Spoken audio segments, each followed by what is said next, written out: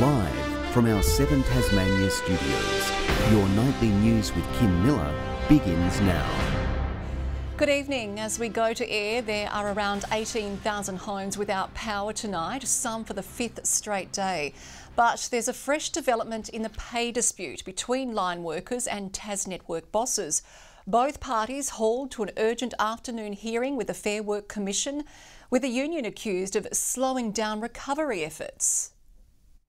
The storm might have passed, but the clean-up is in full flight. Work like this in Ravenswood is playing out around the state as crews clear hundreds of outages. We had a safety commitment from the CPU that during this storm event that they would support us and our team members to restore power to all Tasmanians. But as homes are re-energised, so too is the pay fight with line workers. TasNetwork's accusing union bosses of interfering with restorations. The CPU leadership has been directing their team members, those TasNetwork's employees who are working really hard to restore all customers, but they've been directed not to restore some large customers. All we've said to our members is make sure you're safe out there. Mums, dads, small businesses that are impacted, our members are out there working 24/7 trying to get your power back on. They're doing the best they can. The union admits its members have been refusing to restore power to large businesses, including wind farms and timber mills, but claims that's in line with the Industrial Action Agreement, accusing TasNetworks of trying to sway public opinion against the striking workers. First it was they're greedy, your power prices will go up, same job, same pay was unrealistic. But these allegations are completely false. TasNetworks maintains the large businesses disconnected from the grid are facing safety concerns. We spent a long time directly talking to the CPU leadership over the weekend on the basis of those safety issues, but it's certainly getting frustrating for some of those who have been out now for a number of days. Our direction to our members is if you get directed to turn the power back on because there's imminent risk to health and safety, you need to do that, and that's what they've done. The Fair Work Commission now tasked with deciding whether the industrial action needs to be paused. Nick Kelly, 7 Tasmania News. With the worst of the storms now behind us, the focus shifts to the extensive clean-up task at hand. Repair crews are making the most of a lull in the wild weather, but they're warning it could be weeks to fully restore services. Chipping away at the mammoth mop-up, working to clear the trail of destruction. Our workers are literally out there risking life and limb to ensure that we're removing obstacles and hazards. Left dealing with the aftermath of a wind-battered north, the process to remove fallen trees only the beginning. They're not cutting up the whole tree, so yeah, there's a bit more work has to be done, and then they have to get a crane or something, bigger machines to come in. The shock of the carnage is still sinking in. You walked outside and yeah, there she was. Fences obviously smashed down and squashed my ute. Clean-up crews making the most of the break in the wild weather as lengthy blackouts continue. 20,000 homes still without power this afternoon. Overwhelmingly, it is the north and northwest still affected. We have wet ground. While the weather is better, it's not exactly perfect. The rolling outages also forcing multiple schools to close for the day. And with restoration work still underway, it's unclear when the lights will be switched back on. It is a case of 2 steps forward, 1 step back, as loose trees continue to fall over power lines. But for those still in the dark, the community spirit is shining through. Local businesses stepping up, opening their doors and their hearts. A lot of people are put out and doing it hard, so if we can help, then yeah, that's what we want to do. Launceston Cafe Toast offering free meals for kids tonight and a warm reprieve so impacted locals can charge devices. It's just somewhere to come and relax for a while instead of being down about the power being out and being sitting in your house cold. While the total storm damage bill is still unclear, the dire warning now, it could take weeks, if not months, to fully return to normal. We'll keep working to a really high standard that we can and as quickly as we can, but understanding that it can be a bit frustrating with those times. Victoria Easto, 7 Tasmania News.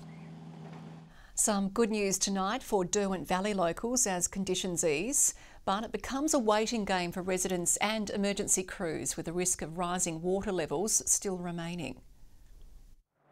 The Derwent Valley looking a little different compared to yesterday.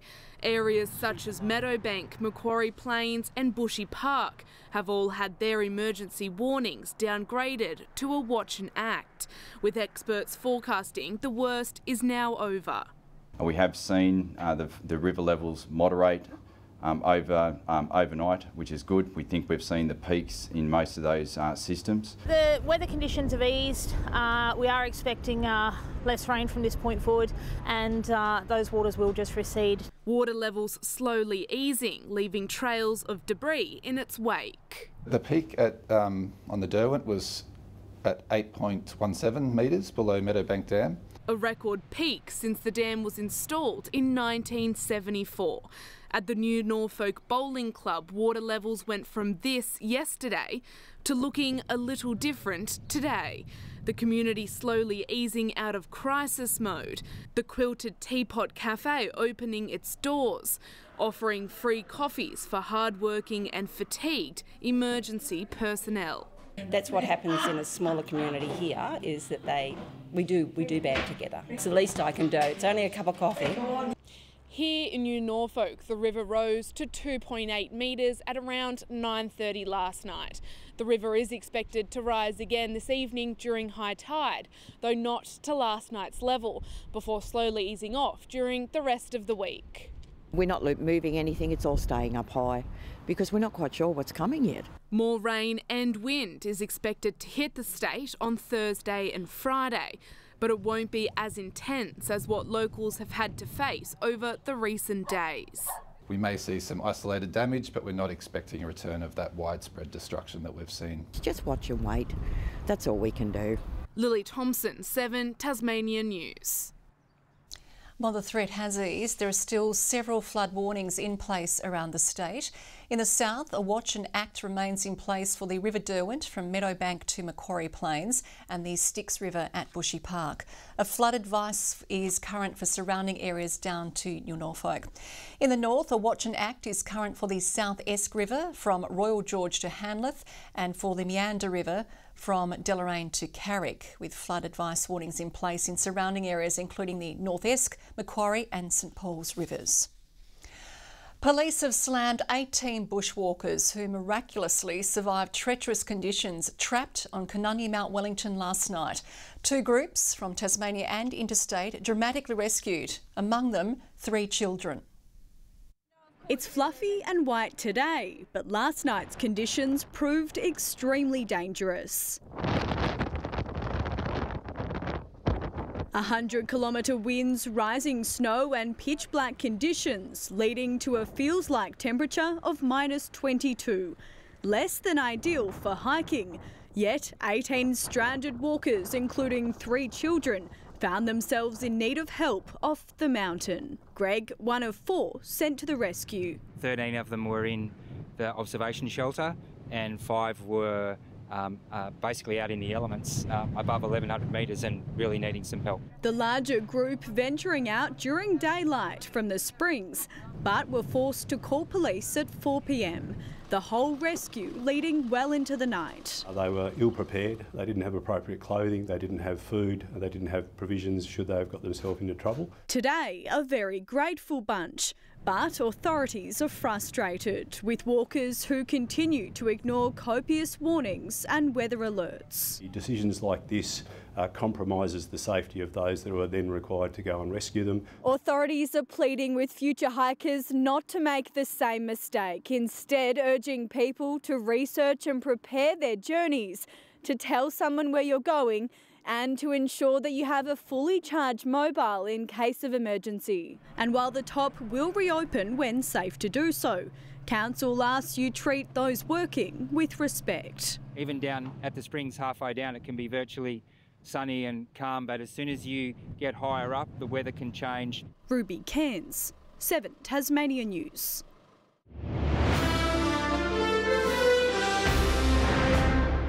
Nurses and midwives are again calling for action, stepping away from beds at the Royal Hobart, demonstrating against what they claim are unmanageable workloads, particularly in the maternity unit. The nursing union says the conditions are putting mothers and babies at risk.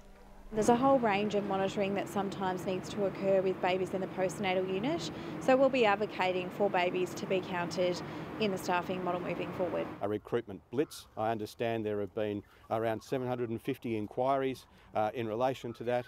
That'll go some way towards ensuring that we can fill the current vacancies and share the workload. But the ANMF still wants confirmation jobs won't be slashed in next week's state budget. As more Tasmanian households struggle to keep their pantries stocked, a local charity is turning to the community to help fill baskets. City Mission Launceston launching its spring food drive, asking shoppers to donate some extra items from their next grocery item list. Support us by digging really deep this year because it's more difficult for everyone. And it has been for us also, just to ensure we've got enough food to flow out. This year, the amount of well-organised work that goes in, the volunteer hours that go into it, and that really tried and tested community-based relationship. Donations can be made at most major supermarkets across Launceston and Burnie. Well, hundreds more Tasmanians doing it tough will be able to get a leg up through cost of living assistance. The state government announcing it's expanding the no-interest loan scheme to help more low-income earners who are struggling to get by. The No Interest Loan Scheme, or NILS, provides loans of up to $2,000 to eligible people. Last year, 5,000 Tasmanians took advantage of the scheme. This year, an additional 2,000 will be able to do so. Now, we know that there's demand for that right now. That's why in next week's budget there'll be $2.1 million over 3 years to help the NILS scheme expand. The government says the money isn't welfare, but a way of helping those struggling with unplanned expenses by replacing a broken fridge, washing machine or dryer, or helping families with essentials like laptops or school items. What we've found over the experience with NILS is that people do repay their loans. The interest-free loans keeping people safe from loan sharks and sinking into further debt. To contemplate not being able to lend more right when things are biting, and knowing that the alternative for people is to get exorbitant predatory debt was horrifying. As the cost of living crisis continues to bite. Certainly we know that interest rates have been a major driver of cost of living changes here in Tasmania outside of the control of the Tasmanian government. The tightening of purse strings impacting retail. Some are doing well, others are struggling, and at the end of the day, this is what the Reserve Bank wanted when they pushed interest rates up. The reality of what that means is that businesses do it tough. But no one dares mention the R word. Melinda Ogden, 7 Tasmania News. A puppet show run by a group of talented school children is proving a big hit among older Tasmanians. Terrapin's latest production showcases life experiences of aged care residents, hoping to spark connections between the generations. An ordinary room turned into a theatre, puppets taking centre stage. Residents are uniting age well treated to a show in their honour. Yeah, it was quite amazing actually. But it's behind the curtains where the magic has happened. Developed by Terrapin Puppet Theatre, Stories from the Milky Way has been a team effort, uniting young and old Tasmanians. So we had a cohort of about 15 elders and youth in total. Residents and primary school students working together over several weeks, forming an intergenerational bond to craft their masterpiece, provoking laughter and sparking smiles. Very hectic. But I enjoy it. It's great for the home to have such activities going on. The performance also helping to stimulate memories, using personal and life experiences in the puppetry to help resonate with older people. From the elders' stories that they shared with the young people, they created a show. So they made all the puppets, they collected the scenery, they made all of the background. Really nice experience because you get to know all the stories of the elders and what sort of lives they've lived. Giving the next generation something to look forward to. It just shows you what the younger people can do and what they can try to do when they leave school. Rebecca Gaidaneris at 7 Tasmania News.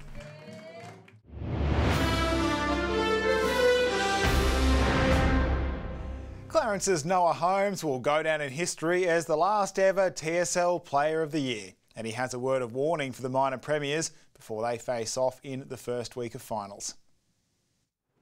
A sandwich maker and $1,000 from Cripps. Payday for the last TSL Player of the Year.